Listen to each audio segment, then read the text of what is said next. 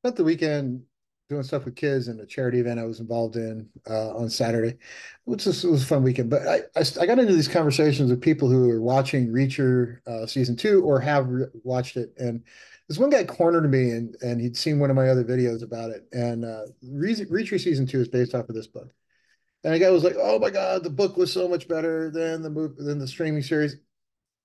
As an avid reader, I will tend to agree with that. The book has a tendency to be much different than the video streaming series. And he was very critical of it, and he was very wrong at the same time because he's like, "Oh my God, they made all these changes." Well, they didn't make a ton of changes; they made a few.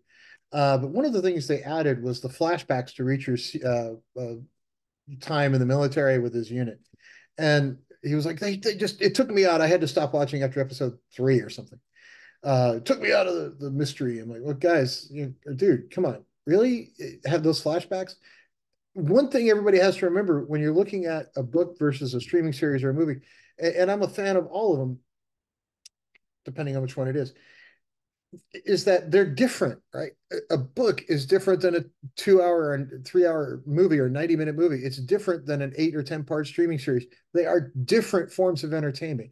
They require different things to be successful and to be entertaining. And one of the things those flashback scenes are doing is not taking you out of the moment, right?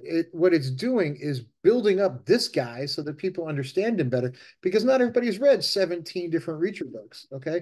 That's me, but not everybody has done that. So you don't know the character that well. And if you want the streaming series to have a future, people are going to want to know this guy. They're going to want to know him well. And a lot of what makes the guy up is his time in the military and his time as the major reacher. So be less critical of all this changes. You're never going to find a streaming series. You're never going to find a movie that is a shot for shot remake of the book. It's just not typically what happens. Harry Potter is probably the closest I've seen to that was a successful movie and a very successful book, but it was a one off. Okay, seven off. But you don't typically see that where it's just a direct translation to screen. You tend to see differences, and that helps with bringing forward that success of the different medium because this is different than this. It's different than the Tom Cruise version.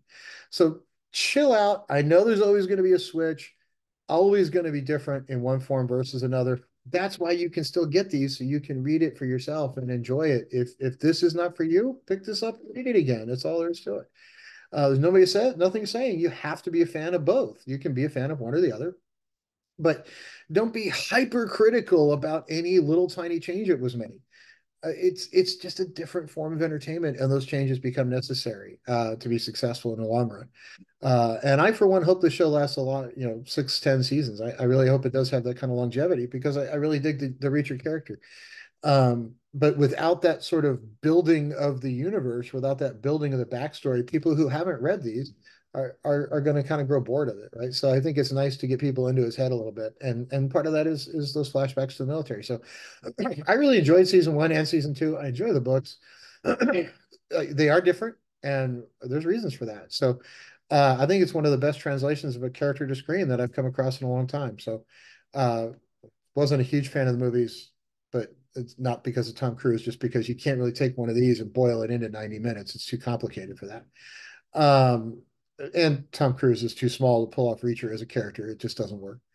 So anyway, I hope everybody enjoys the streaming series. I hope everybody has enjoyed the books. If you're curious which book this one came out of, it is Bad Luck and Trouble by Lee Child, which was not the second book. The first season was, I think, loosely based on the first book in the series, but this was like the ninth or tenth book somewhere.